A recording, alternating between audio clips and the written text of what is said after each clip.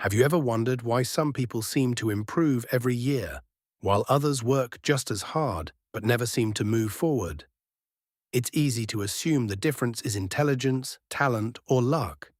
But in many cases, it comes down to a single mental model called the circle of competence. It quietly shapes the way the world's best investors, entrepreneurs, and innovators learn, grow, and succeed. Once you understand it, you'll start seeing personal growth in a completely different way. Most people believe their biggest mistakes happened because they weren't smart enough. They tell themselves, "I'm just not good at business," or "maybe I'm not cut out for this." But that's usually not what happened. The real problem is that they made decisions in areas they didn't truly understand. Imagine asking a world-class chef to repair a jet engine. The chef isn't unintelligent, they're simply outside their expertise. We do the same thing every day. Social media convinces us we should have strong opinions about investing, relationships, health, technology, and business all at once. Slowly, confidence replaces competence, and expensive mistakes follow. The problem isn't you. The problem is that nobody teaches us where our knowledge actually ends. Learning this idea changes something deeper than your decisions. It changes how you feel while making them. Instead of feeling pressured to know everything, you realize that nobody does. You stop pretending to be an expert in every subject and begin focusing on becoming genuinely skilled in a few important ones. That creates something surprisingly powerful: clarity. Decisions become less stressful because they're no longer built on guesses. You know when your judgment is trustworthy, and you know when it's time to slow down, learn more, or ask for help. That honesty isn't a weakness. It's one of the strongest forms of confidence you can develop.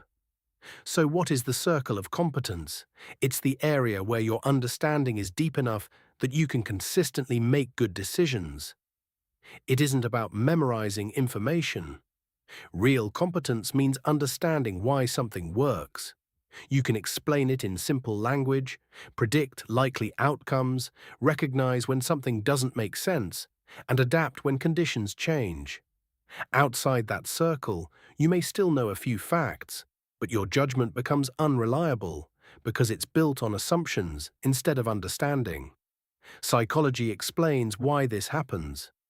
Researchers studying the Dunning-Kruger effect found that beginners often overestimate their abilities because they don't yet know enough to recognize their own blind spots.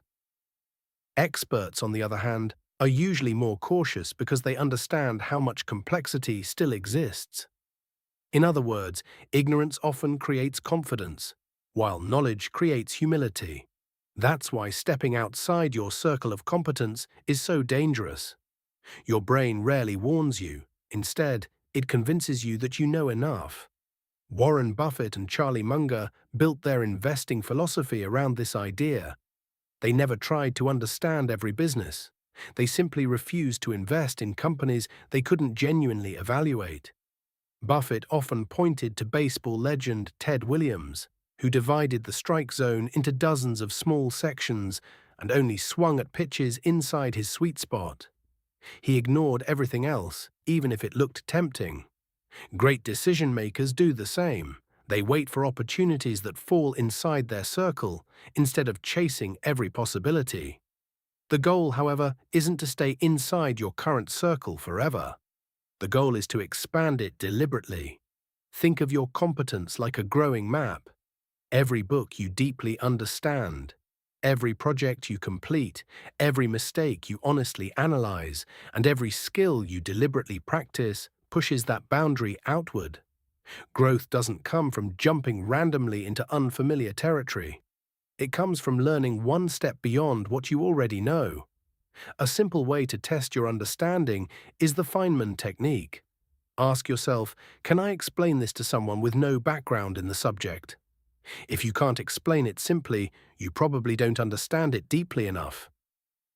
Another powerful habit is keeping a decision journal. Before making an important choice, write down your reasoning. Months later, compare what you expected with what actually happened. Over time, you'll discover whether your success came from genuine understanding or pure luck. Of course, life won't always let you stay inside your expertise. Sometimes you have to make decisions in unfamiliar situations. When that happens, don't rely on confidence. Rely on process. Slow down. Look at evidence instead of emotions. Learn from people with proven experience, not just loud opinions. Whenever possible, choose options that are reversible, so mistakes become lessons instead of disasters. The wisest people aren't the ones who know everything. They're the ones who know exactly what they don't know. Perhaps the greatest benefit of this mental model has nothing to do with intelligence. It reduces decision fatigue. Instead of chasing every trend, every opportunity, and every opinion, your mind develops a filter. You quickly recognize what deserves your attention and what doesn't. That means less overthinking, fewer impulsive choices, and more energy for the work that truly matters. Over time, those small improvements compound into better judgment, stronger confidence, and a calmer way of living. You'll never know everything, and you don't need to. The goal is to know where your understanding is reliable, be honest about where it isn't, and spend your life expanding that boundary one step at a time. That's how confidence becomes earned instead of imagined. That's how mistakes become lessons instead of regrets. And that's how ordinary people quietly build extraordinary lives. If you enjoy exploring mental models like this, ideas that help you think more clearly, make better decisions, and keep growing over the long term, consider subscribing. Every video is designed to give you practical tools that improve not just what you do, but how you think, because lasting success doesn't belong to the people who know everything.